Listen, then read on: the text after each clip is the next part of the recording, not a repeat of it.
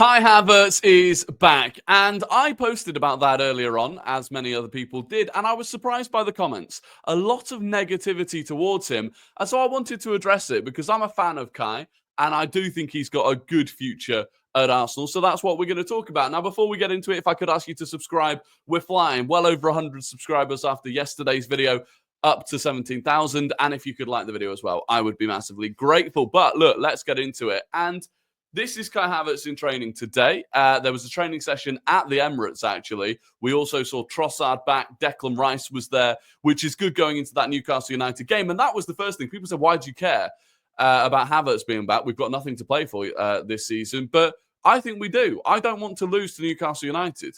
At very worst, draw against Newcastle United, beat Southampton, we finish second. It doesn't mean anything, but it means something. I don't want to lose to Newcastle United and have Newcastle United fans lording it over us that they beat us in the Premier League. So I do think it matters slightly. And I don't think Kai Havertz will play in it anyway. I don't think Kai Havertz will play on Sunday. But the fact is he's back. That is a little bit bittersweet. Because, of course, if we had made it to the Champions League final, it would have been a huge boost that he could have potentially come back for that. Now, in terms of his recovery, I think it's an exceptionally good recovery. You know, that's the same speed that Bukayo Saka came back from, and I think it was thought that Havertz was a slightly worse tear. But also, I'd been hearing it on the grapevine that Kai Havertz had bulked up a little bit during his time off. And to be fair, looking at the pictures, I mean, I think he has. I think he has bulked up, and I do think that's important. There was this picture as well next to Declan Rice, and I do think it was important that he did. One of the criticisms I've had of Havertz is that it was weird. At Bayer Leverkusen, he looked far more comfortable on the ball. In terms of his mobility, it felt like he was just far more in control of his body and his limbs. And I felt like he lost that when he joined Chelsea. And I don't think he was as tall as he is now when he was at Leverkusen. And maybe I'm wrong with that. But I think he had another growth spurt. And it made him very kind of lanky.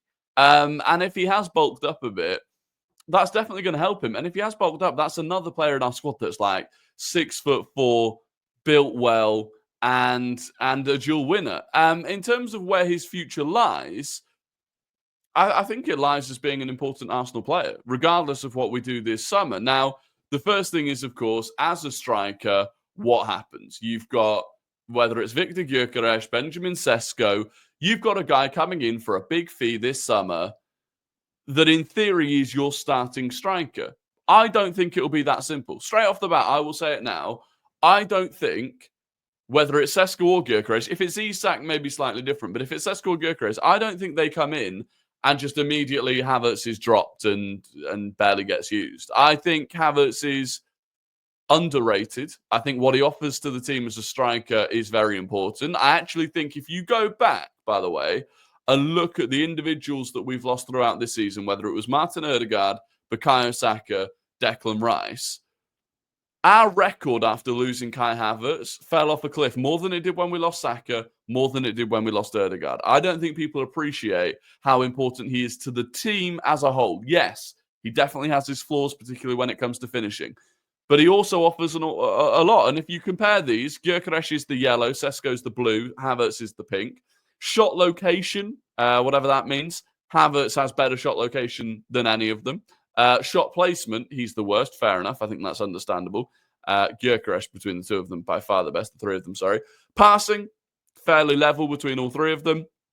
Carrying, he's better at carrying the ball than Sesko. Gyökeres is way out there because of the league that he plays in and the fact that the Portuguese defenders massively back off him. Dribbling, like I said, that's where I feel like he could be a lot better. He doesn't feel in control of the ball quite a lot of the time. But then aerially, he's far better than them.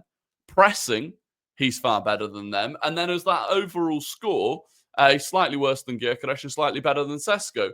And I think the experience that he's got in the team, the understanding he has of the team, means that when one of those comes in, and I am certain one of those will come in, they will be competing with him for starters, but also learning from him, especially when it comes to the pressing.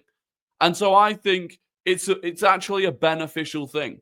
The fact that we can go into the start of next season, and if we need to, Kai Havertz can be our starting striker.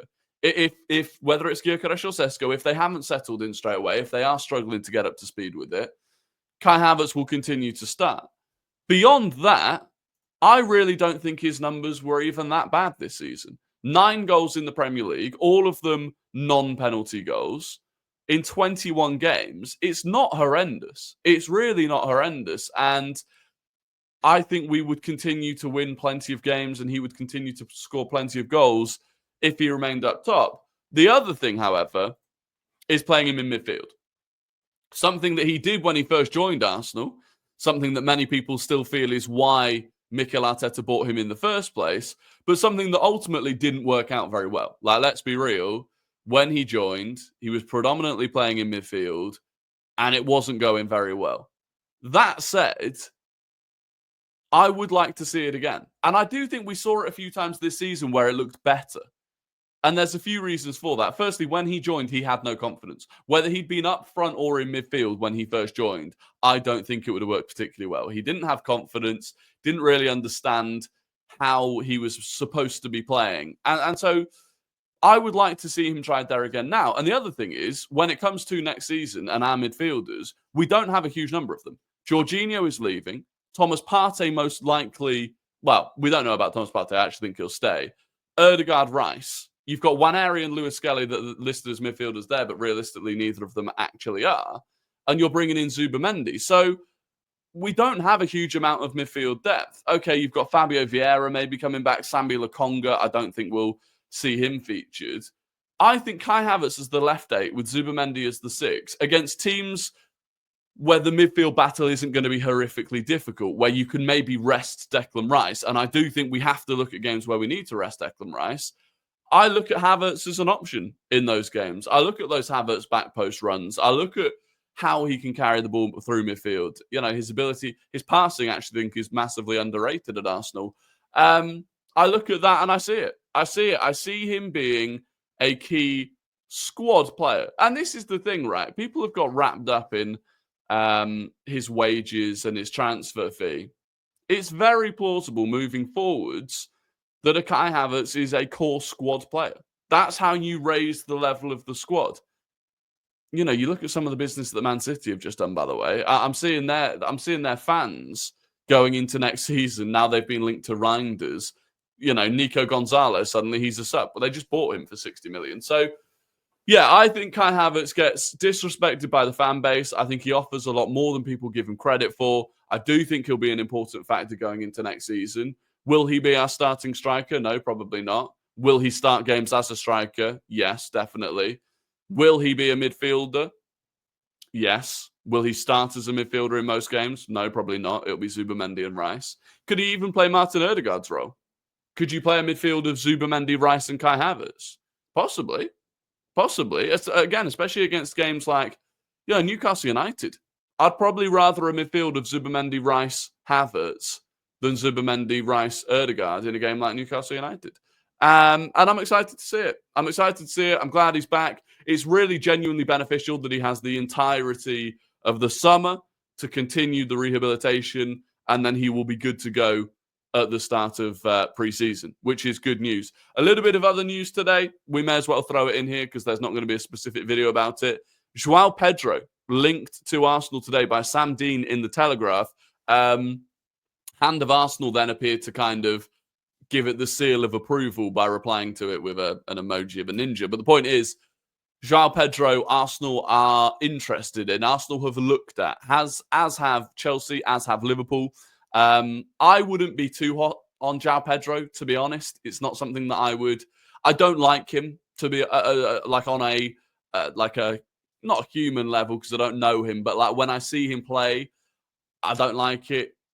But then would I like it if he played for Arsenal? Maybe. I don't think he's at the level of Gyökeres or Sesko. It wouldn't be my go-to option personally, but the links are there. Look, that's the end of the video. Kind of just wanted to give Havertz a bit of praise. I like those comments. I don't know. I don't get on board with them. Is Havertz an elite, prolific striker? No. Does that mean that he can't be a big part of Arsenal's future? No. And actually, I think if we'd had him against PSG, we'd have beaten. I genuinely do believe that. Like, if we'd had him against PSG, I think we'd have won. And we didn't. So there you go. Look, Please do subscribe. Please do like the video. We'll be back tomorrow probably with another one. And Newcastle United this weekend. Need to avoid losing. Don't necessarily need to beat them. Need to avoid losing. Anyway, enjoy the rest of your day, the rest of your evening, and I'll catch you on the next one. Until then, goodbye.